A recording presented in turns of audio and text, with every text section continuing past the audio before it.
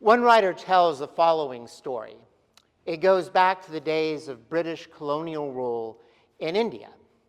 There were affluent British living in Calcutta who found that they really missed the game of golf.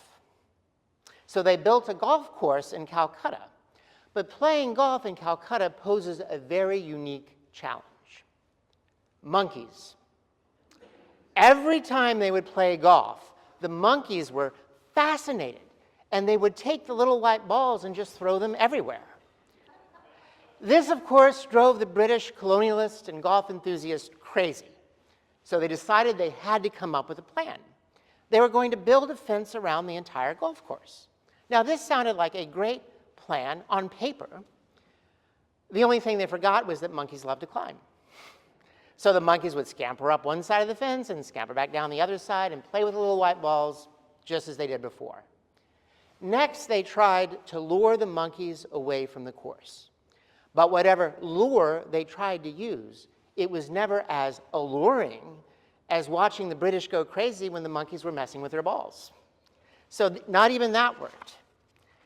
So finally, they developed a novel and unique course rule. And it was, you simply play the ball where the monkey drops it. And as you imagine, this could be kind of maddening. You might have, for the first time in your life, that perfect center drive down the fairway, and then a monkey comes along and throws your ball into the rough. Or you might have a hook or a slice that produces a terrible lie, and then a monkey tosses it back on the fairway for you. No matter what, you simply have to play the ball where the monkey drops it. And my golf game is so bad that the monkeys would only improve it. In today's passage from the book of James, James is talking about wisdom. What does it mean to be wise? And at first, hearing this rule about the monkeys on the golf course sounds like a great bit of practical wisdom, like the kind of wisdom someone who grew up on a farm might possess, as evidenced, say, by their ability to fix nearly anything, whether they had the right parts or not. And playing the ball where the monkey drops it is a great piece of practical wisdom because it moves the game along, doesn't cause a huge bottleneck because everyone fights the monkeys for the golf ball. And on a deeper level, it's a wise rule because it can help us adjust our attitude and accept the things that we cannot control. There's an attitude that says, I'm going to win, I'm going to succeed no matter what, and no little monkey is going to stop me. And there's another attitude that seeks to get along peaceably with others and even with monkeys. James calls it a gentleness born of wisdom. If someone is too hyper-competitive when it comes to golf, then maybe having a monkey throw their ball into a water feature might be just the invitation that they need to cultivate a gentleness born of wisdom. James may have been talking to a church in which the teachers would sometimes try to tear one another down, sharing something that might sully the other's reputation. And James is saying that the true teacher, the wise teacher, is one who finds a way of getting along with one another peaceably. That, according to James, is how you can tell if someone is wise. Listen again to how James describes true wisdom in chapter 3. The wisdom from above is first pure, then peaceable, gentle, willing to yield, full of mercy and good fruits, without a trace of partiality or hypocrisy. And a harvest of righteousness is sown in peace for those who make peace. Now, one commentator poses the question whether this passage, with its emphasis on being peaceable and willing to yield, might actually suppress the cause of justice among people who are deprived of the basic necessities of life. Does being peaceable mean being passive in the face of injustice? And the answer is absolutely not. James himself, in the chapter just before this, said that if someone is naked and lacks daily food, and one of you says to them, go in peace, keep warm, eat your fill, and yet you do not actually help them secure their needs, what is the good of that? And James's earlier emphasis on the need to care for widows and orphans shows that James is very concerned about justice, particularly issues of economic justice. Frederick Douglass, the 19th century African-American abolitionist and social reformer, quoted James chapter 3, verse 17 in at least 10 of his anti-slavery speeches. And Douglass always emphasized how the verse says, first pure and then peaceable. The very word order challenges any false call to peace that does not first call for justice. To quote Douglass, there can be no peace where there is oppression, injustice, or courage upon the right.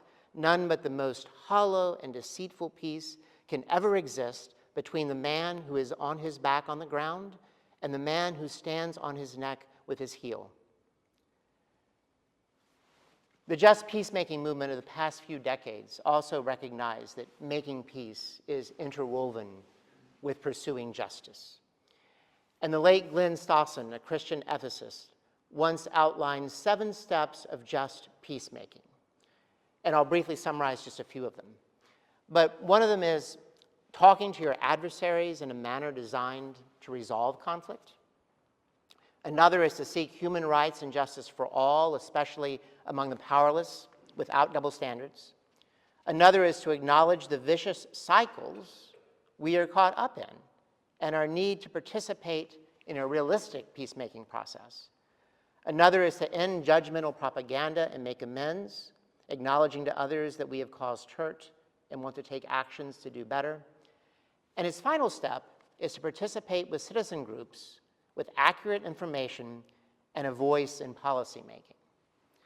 Now, it all sounds like a very tall order indeed. Nonetheless, imagine a world in which Russia and Ukraine followed these steps in their negotiation. Or imagine all the parties in the Middle East getting together and discussing these steps as they talk about the future of Gaza.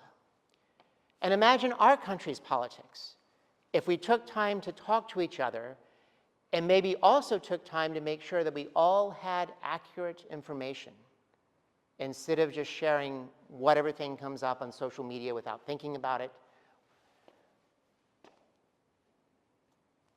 What would it be like if we could do that? And when we imagine such things, we can begin to imagine a wise world. We know we're not there yet. So in the meantime, each one of us can practice just peacemaking on a micro scale among the people that we interact with all the time and have influence with. We can seek to be peacemakers in our families, our place of work, our communities. And remember that the wisdom is first pure, then peaceable, gentle, willing to yield, full of mercy and good fruits, without a trace of partiality or hypocrisy. So first, pure. And in my mind, being pure is to know ourselves and our values, what we hold dear, and to keep that together. That's where our integrity or our pureness comes. The Protestant reformer John Calvin once wrote that true wisdom consists in the knowledge of God and knowledge of self, and you can't have one without the other. And those are the very first words in his magnum opus, The Institutes of the Christian Religion. And one of the examples that Calvin uses is that we can know God as the fountain of all good and the one who gives wisdom to those who ask. And we can know ourselves as beloved children of God, each one of us possessing an essential human dignity that must be safeguarded. And all of this comes before we get to peaceable. So after pure comes peaceable. How can everyone in the community thrive as opposed to living with rivalry and disorder? And then gentle. How can we be considerate, gracious, and humble? And then willing to yield. This does not mean becoming a doormat. Instead, it means, are we willing to listen? and be persuadable. And then full of mercy and good fruits. Do we prioritize mercy over justice, as James encourages us to do? And do our actions reflect our faith? And then, lacking partiality, do we do everything we can to avoid playing favorites? And finally, lacking hypocrisy, do we strive to be genuine, sincere, and authentic? James then says, a harvest of righteousness is sown in peace for those who make peace. And maybe here James is remembering something that his brother Jesus once said. Blessed are the peacemakers, for they will be called children of God. All glory and praise be to our God. Amen.